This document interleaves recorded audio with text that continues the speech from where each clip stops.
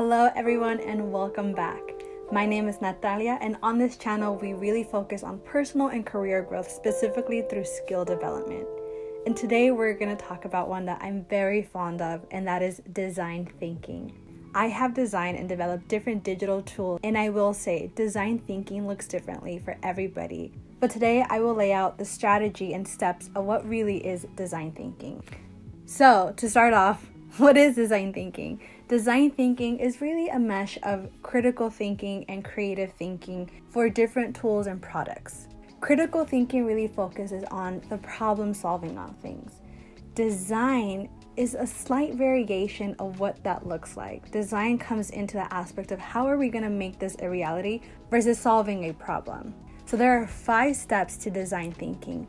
The first is empathy. Then it's defining requirements. Then it's the fun part with coming up with ideas to help solve the problem, and then prototyping is such an important aspect to design thinking.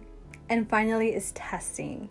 Testing is an area that I really want to emphasize in this video because many times it can go overlooked. So we'll get into that a little bit later. So to start, what is empathy? Empathy is defined as feeling other people's emotions, but in design thinking, it goes an extra step. What happens a lot in critical thinking is when one tries to solve the problem, we tend to forget our customer or our client or whoever this product might impact. We just focus on our own ideas on how to solve this problem, which is not a bad thing, but we want to take it a step further and asking our clients, our customers, other people that will be impacted, why this is a problem to them and really understanding their needs. A good designer will always have the customer at the front line of when they're designing their products. That requires us to go to them and ask a lot of questions sometimes, which goes into our second step, defining requirements. So defining requirements, we're focusing on the customer. What is the problem? And not just what, but why is it a problem? For example, let's take a broken plate at home. Mom might come and say, hey, the plate is broken. That is the problem. That's the what. The plate is broken. Now take it a step further as to why is it a problem? In this example, it could simply be mom saying, well, it makes me sad that my plate is broken. Or it could be, this was the only plate I had to eat. The risk and prioritization in those 2 examples are heavily weighed differently. This is why asking the right questions, coming down into the shoes of our customer, and making sure we obtain the right information from them is so important. Our customers are not always going to know what they want or what they need. As humans, it's kind of sometimes hard to know that right off the bat without any experience or prototype. So asking the right questions up front is so important, and also throughout the whole process of building this product. Another part of defining requirements is defining scope, a business case, the more technical aspects of what a project might need in a business environment. If you have any questions on those aspects, drop them down in the comments below, and either I can address them in another video or I can address them in the comments.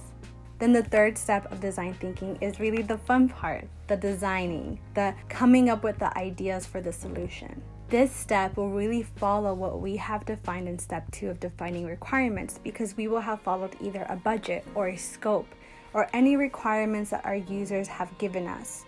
We will be able to follow these and say, okay, now I can make a product that fits every single thing that my customer wanted.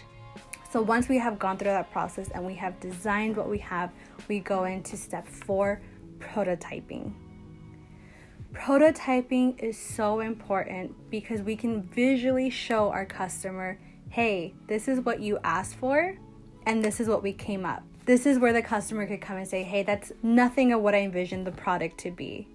You can go back to the drawing board, go back to your user requirements, and either ask more questions and better define or clarify what it is the customer is looking for. This going back to the drawing board step is actually part of an agile environment, which we will also be going over later on this channel. So be sure to subscribe and hit that notification button to make sure that you're notified when that video is up. So prototyping can look differently. It can literally be getting a piece of paper, drawing something up, and showing the customer. Another prototype example in design is showing different colors or maybe pictures or shapes or fonts of what the customer might be looking for. This is a very common example in either web design or different types of user experience projects. So once you have mocked up a prototype and the customer says this is exactly what I'm looking for or close enough, then you will go into the final step of design thinking, that is testing. Testing is so important. Depending on the industry that you're in, testing can go overlooked very easily.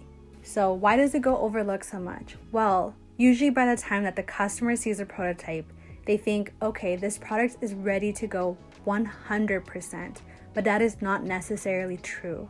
In the testing phase, what I like to think of is I'm trying to break the product that I made. I'm trying to see if there's a way that my user or my client or my customer could potentially do something that maybe breaks a code. If it's a tangible or mechanical product, literally break it. I want to make sure that given the scope of the project and for the product, that my product is going to survive whatever it might encounter. There's many different types of testing and prototyping and design and questions to ask, but all of them come down really to empathy. Think about your customer and what they want, not just about what's cool on paper or in the design, because that might not be what they need. So this was a very high level explanation of what design thinking, and I hope to dive in a little bit more to each aspect. And if you would like videos like this, please drop down the comments or hit that like button to let me know that you're also interested in all of these things that I'm truly interested in. So I hope you learned something new today, and as always, stay safe, and I'll see you in the next one.